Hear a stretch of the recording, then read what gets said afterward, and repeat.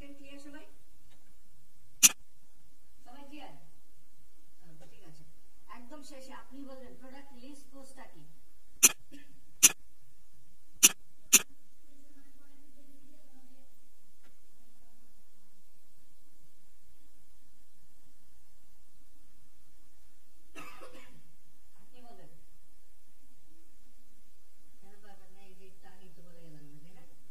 লিখতে হবে, হ্যাঁ? ঠিক আছে, পারবে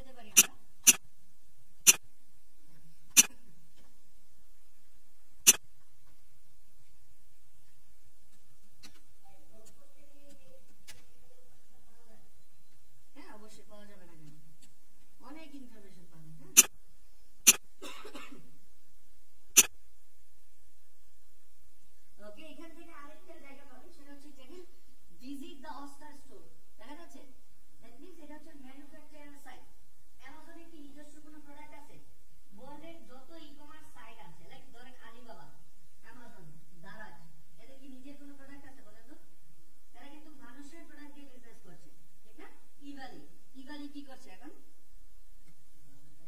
অন্য কারো প্রোডাক্ট দিয়ে এরা বিজনেস করছে, আবার বিভিন্ন ধরনের কাহিনীও করতেছে, তাই না?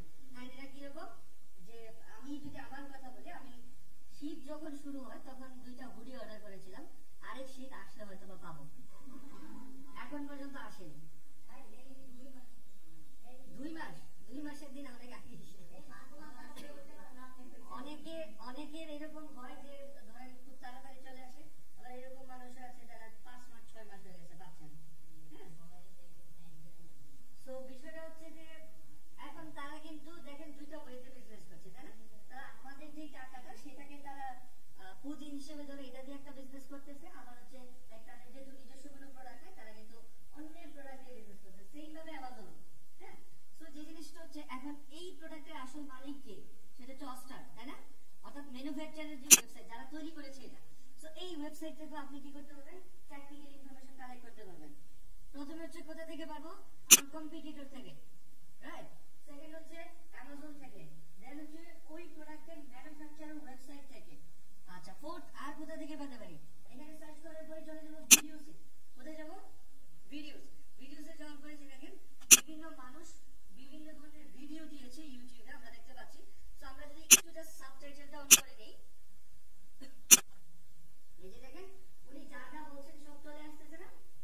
তো উনি কিন্তু এটা পুরো ডিটেইলসে এটা নিয়ে আলোচনা করেছেন হয়তো এটার ভিতরে।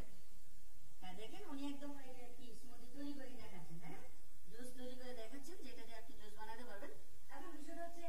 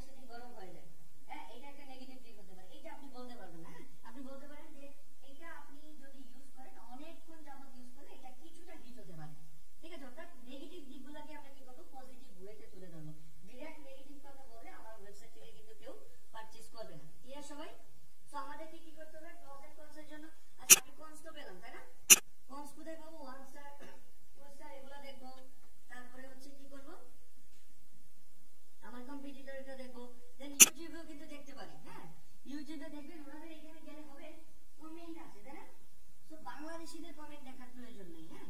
তাহলে বাংলাদেশে যে জিনিসটা হয়, দারাজ থেকে যদি কোনো প্রোডাক্ট পারচেজ করবেন, সেক্ষেত্রে আমি যেটা করি আর কি, তারা যে মাঝে মধ্যে ধরেন মন টন খারাপ থাকলে ওদের রিভিউ গুলো পড়ে, এত সুন্দর সুন্দর গালাগালি শেখা যায়। সো হ্যাঁ, যাই হোক, ফালতু না, আমি এই জন্য কোনো কিছু কেনার আগে এটা রিভিউ দেখলে এমনি চলে আসা লাগে, হ্যাঁ? সো যে জিনিসটা কিন্তু ওনারা যদি নেগেটিভ দিকটা বলে, গালাগালি করে বলবে না, সুন্দর করে বলে দেবে এটা নেগেটিভ দিক হচ্ছে এটা, হ্যাঁ? আচ্ছা, দাঁড়াতে রিভিউতে যাওয়ার দরকার নেই আপনাদের, হ্যাঁ? ওকে, ঠিক আছে। সো আমরা কোথা থেকে পেলাম? ফার্স্ট অফ অল আমার কম্পিটিটর ওয়েবসাইট, দেন হচ্ছে ইউটিউব, দেন হচ্ছে অ্যামাজন। অ্যামাজন এবার যদি আমি ক্রস জানতে চাই, অর্থাৎ সুবিধা জানতে চাই, কিভাবে জানবো বলেন তো? এক্স্যাক্টলি, যারা 5 স্টার রেটিং দিয়েছে তাদের কাছে নিশ্চয়ই এটা ভালো লেগেছে, এবং কেন ভালো লেগেছে উনি কিন্তু বলেছে, দেখেন এই রিভিউগুলো যদি আমরা করি, এই প্রোডাক্ট সম্পর্কে হিউজ আইডিয়া আপনার হয়ে যাবে, হ্যাঁ? লাইক আমি যদি আমার কথাই বলি, যে ব্লেন্ডার মেশিনে কোথায় কি থেকে আমি লাইফে কোনোদিন ব্লেন্ডার মেশিন ইউজ করি নাই, কিন্তু আমি জানি ব্লেন্ডার মেশিন কোন ব্লেন্ডার মেশিন ভালো। লাইক আমাদের একটা স্টুডেন্ট আছে, সে ম্যাট্রেস নিয়ে কাজ করে, হ্যাঁ? সো যে ম্যাট্রেস যে সেটা বাংলাদেশে নাই, কিন্তু এখন সে জানে যে ম্যাট্রেসের কথা বললে সে বলে দিতে পারবে এই ম্যাট্রেসটাতে ঘুমান আরাম পাবে, পারবেন, হ্যাঁ? সো লিখতে লিখতে জিনিসটা হচ্ছে অনেক বেশি রিসার্চ করতে করতে একটা সময় জিনিসটা অভ্যাস হয়ে যাবে। সো এই রিভিউগুলো একটু পড়ার ট্রাই করুন, তাহলে দেখবেন এই প্রোডাক্ট সম্পর্কে হিউজ ইনফরমেশন আপনিও গেদার করতে পারছেন, হ্যাঁ? তো এবার আসি এনলিস্টিং প্রোডাক্ট ফর সেল। আমরা আমাদের কন্টেন্টের ভিতরে কোন ধরনের প্রোডাক্ট নিয়ে কথা বলবো? লাইক একই ক্যাটাগরি তো হাজার হাজার প্রোডাক্ট আছে, তাই না? আর সবগুলো তো আর আমরা দিতে পারবো না। আমরা তোমার দেবো টপ 10, হ্যাঁ, বা বেস্ট 10 বেস্ট বা 15 বেস্ট, 15টা দিতে পারবো। কারণ কোন 15টা আসলে আমরা আমাদের কন্টেন্টের জন্য ফাইনালাইজ করবো, সেই জন্য আপনাকে কয়েকটা জিনিস মাথায় রাখতে হবে। ফার্স্ট অফ অল সবাই একটু লিখে রাখবেন, হ্যাঁ? অবশ্যই আমার কন্টেন্টের আমার প্রোডাক্টের 5 স্টার রিভিউ থাকতে হবে 100টার উপরে। কয়টা রিভিউ থাকতে হবে? 100টার উপরে, এবং ওখানে ম্যাক্সিমাম থাকতে হবে 5 স্টার রিভিউ, হ্যাঁ? এটাই প্রথম। আমি যে প্রোডাক্ট নিয়ে আলোচনা করব, লাইক ধরেন আমি এই প্রোডাক্ট নিয়ে আলোচনা করব, হ্যাঁ? সো আমি আমার কন্টেন্টের ভিতরে এই প্রোডাক্টটা নিয়ে লিখবো। সো এটা রিভিউ থাকতে হবে 100 এর উপরে, এবং ম্যাক্সিমাম রিভিউ থাকতে কি হবে? 5 স্টার রিভিউ থাকতে হবে। সেটা কিভাবে বুঝবো? যে এখানে ক্লিক করলে দেখাচ্ছে না 5 স্টার কত পার্সেন্ট? 66%, রাইট? সো এই ক্ষেত্রে এটা মাথায় রাখতে হবে। ওকে, সেকেন্ড যে জিনিসটা মাথায় রাখতে হবে সেটা হচ্ছে প্রাইসটা যেন $50 বা তার উপরে হয়, হ্যাঁ? যদিও এটা আসলে ম্যান্ডেটরি না, কিছু কিছু ক্ষেত্রে কম হবে, হ্যাঁ, নিতে হবে, বাট এভারেজে মানতে হবে কত ডলার? $50।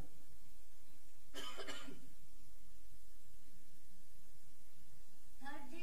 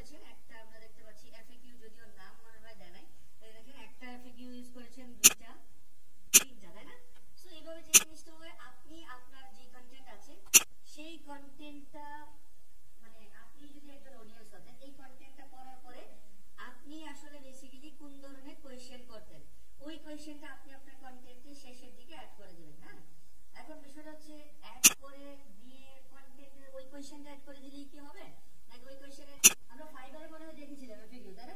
ওকে, ফাইবারে যখন এফএকিউ দেখেছিলেন, এফএকিউ অ্যানসারটা কে দেয়?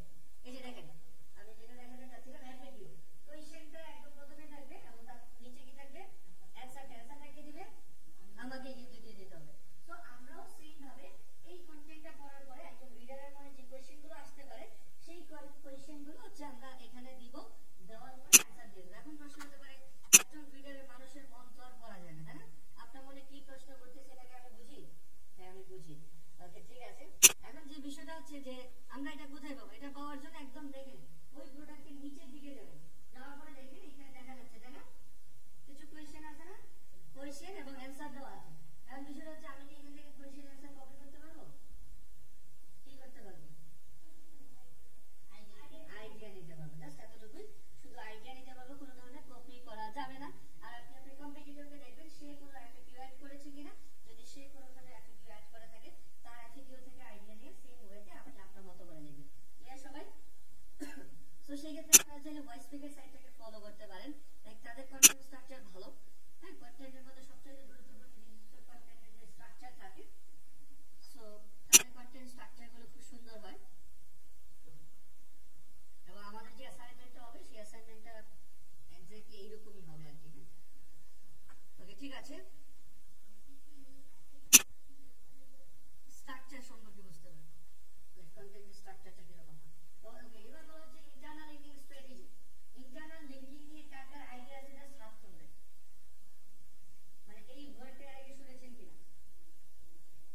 শুধু হাত তুলবেন, কথা বলবেন না।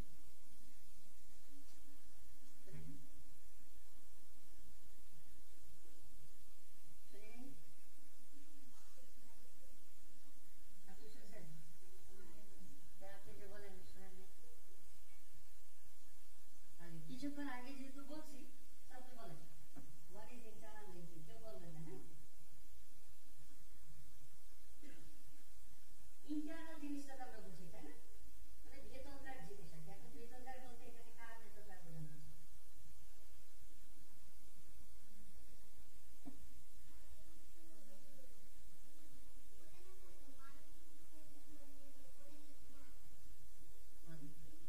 ইনফো পোস্ট, মানে পোস্টের লিংক করে দিবে এরকম, ঠিক আছে? ওকে, এটাকে ইন্টারনাল লিঙ্কিং বলা হচ্ছে। এখন বিষয়টা হচ্ছে কার ওয়েবসাইটের ভিতরে গিয়ে করবে। আমার ওয়েবসাইটে আমি আপনাকে দিব না, তাই না?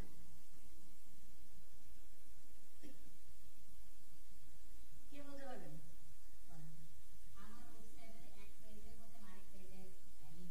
খুব সহজ বিষয়, তাই না? আমার ওয়েবসাইটে একটা কন্টেন্ট থেকে অন্য একটা কন্টেন্টকে যে লিংক দিব, বা একটা পেজ থেকে অন্য একটা পেজকে যে লিংকটা দিব, সেটাকে বলা হচ্ছে কি?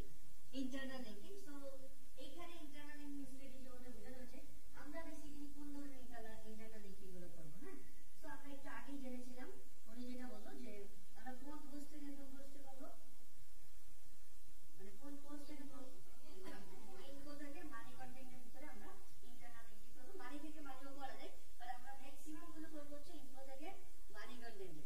আপনি কি জানেন ইনফো কন্টেন্ট আর মানি কন্টেন্ট কি? জি না, জানেন না? আচ্ছা ঠিক আছে, বিয়েতে ছিলেন? ক্লাসে আসতে একটা দেরি হলে হবে না, হ্যাঁ তাড়াতাড়ি আসতে হবে ক্লাসে। ওকে ঠিক আছে, দেন যে জিনিসটা বলা হচ্ছে সেটা হচ্ছে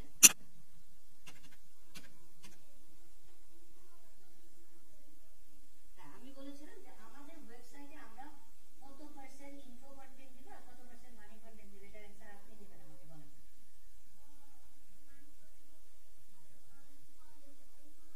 কত দিবেন? বেশি আর কত হচ্ছে আমি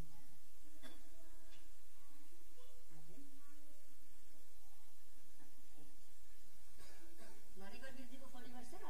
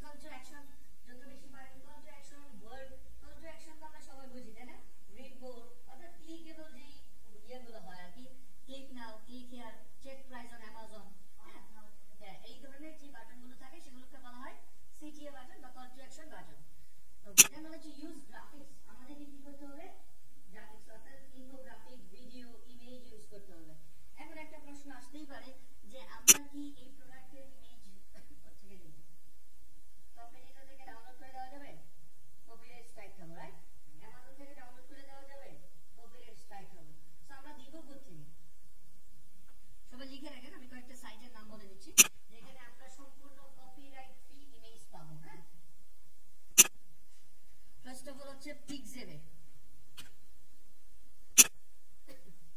নাম কি pixavay.com, pixavay, pixavay.com, ay।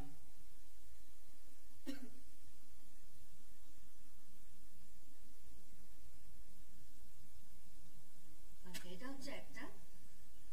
দেন হচ্ছে পিক্সেলস, pexels, pixels.com,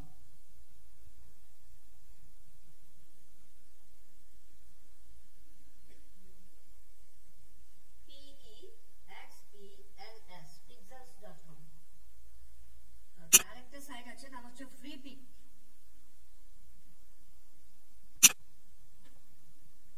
freepik.com। আরো এরকম বিভিন্ন ওয়েবসাইট আছে যারা বেসিক্যালি কপিরাইট ফ্রি ইমেজ দিয়ে থাকে। মানে আগে শাটারস্টক দিত, শাটারস্টক এখন ম্যাক্সিমামই তাদের ওয়াটারমার্ক অ্যাড করে দেয়, সো তাদের থেকে ইউজ করতে পারবো না। সো আপাতত আমরা এই তিনটা সাইট ইউজ করি। আমার কাছে আরো অনেকগুলো লিস্ট আছে, আমি আপনাদের গ্রুপে দিয়ে দিব। সো ওইখান থেকে আপনারা কি করতে পারবেন, সম্পূর্ণ কপিরাইট ফ্রি ইমেজ দিতে পারবেন। হ্যাঁ, আচ্ছা ইমেজ তো নিলাম, এখন বিষয় হচ্ছে যে ভিডিও কিভাবে নিব, তাই না? ভিডিও তো তৈরি করতে হবে। সো আমরা যেহেতু ভিডিও তৈরি করতে পারবো না, কারণ আমাদের কাছে এই মুহূর্তে প্রোডাক্টগুলো অ্যাভেলেবেল নেই, সো আমরা যে কাজটা করবো, ভিডিওটা দিব ইউটিউব থেকে। কোথা থেকে দিব? ইউটিউব থেকে। ইউটিউব থেকে কিভাবে দিব এটা আমরা দেখবো অন পেজের ক্লাসে। হ্যাঁ, সো আপাতত মাথায় রাখেন আমাদের ভিডিও তৈরি করতে হবে না, আমরা ইউটিউব থেকে ভিডিও দিতে পারবো। ওকে, দেখো হচ্ছে make content easy to read. আপনি যেই কন্টেন্টটা লিখছেন সেটা আপনার অডিয়েন্সের জন্য খুব ইজিলি পড়তে পারে এবং বুঝতে পারে। হ্যাঁ, তো অর্থাৎ তারা যেন যত ইজিলি বুঝতে পারবে, তারা পারচেজ করার সিদ্ধান্তটা তত তাড়াতাড়ি নিতে পারবে। সো সেই ক্ষেত্রে মাথায় রাখবেন কত ইজিলি পড়তে পারছে একটা কন্টেন্ট, কত রিডেবিলিটি আছে বা কতটা ইজিলি পড়া যাচ্ছে, সেটা চেক করার জন্য আমরা একটা ওয়েবসাইটের হেল্প নিতে পারি। ওয়েবসাইটের নাম হচ্ছে কি হেমিংওয়ে অ্যাপ।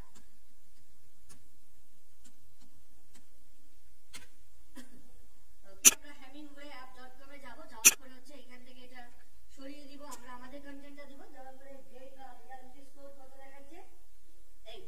সো লিখে রাখবেন সবাই, অ্যাকর্ডিং টু হেমিংওয়ে কোনো কন্টেন্টের রিডেবিলিটি স্কোর 6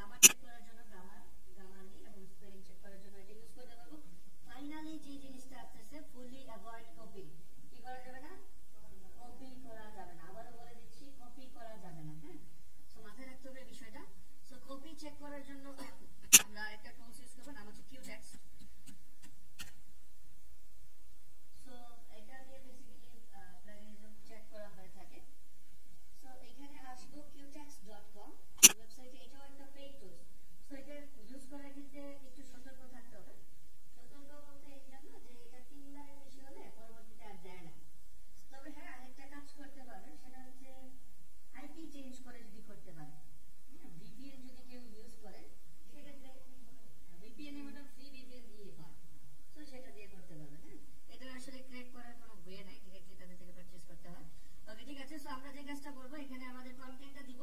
এখন আমরা ফিটা ইউজ করব। এখন কথা হচ্ছে এটা থেকে আমার বারবার চেক করার কোনো প্রয়োজন আছে না। এটাতে আমি আমার পুরো কন্টেন্টটা লিখে একবার চেক করে লিখে আনাম, তাই না? তো আমি যদি নিজে সৎ থাকি, এটাকে আমি কারো থেকে কপি করে নেই, তাহলে আমার মধ্যে চেকও করার প্রয়োজন নেই। আপনি যদি নিজে কনফিডেন্স থাকেন, কারণ আপনি ধরেন কারোর থেকে ওই আইডিয়া নিতে গিয়ে একটু একটু কপি করে ফেলছেন, তাহলে কিন্তু চেক করতে হবে। তো চেক করার জন্য এখানে হচ্ছে চেক ক্লিক করব। কন্টেন্টটা দেওয়ার পরে এখানে হচ্ছে ওনারা আমাদেরকে দেখাবে যে আমি যদি কারো ওয়েবসাইট থেকে কপি করি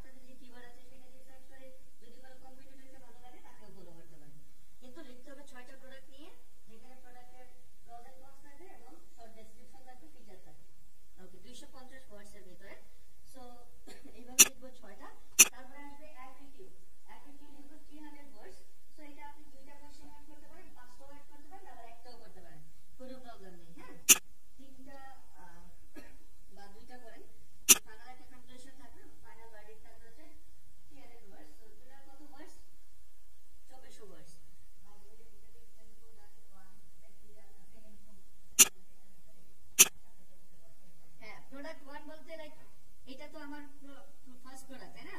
সো এইভাবে 6টা প্রোডাক্ট নিয়ে লিখবেন। এটা হচ্ছে আপনার প্রোডাক্ট 1, দেন এটা হচ্ছে প্রোডাক্ট 2, এভাবে লিখবেন আর কি। আপনি তো আর প্রোডাক্ট লিখবেন না, আপনি প্রোডাক্টের নামটা লিখে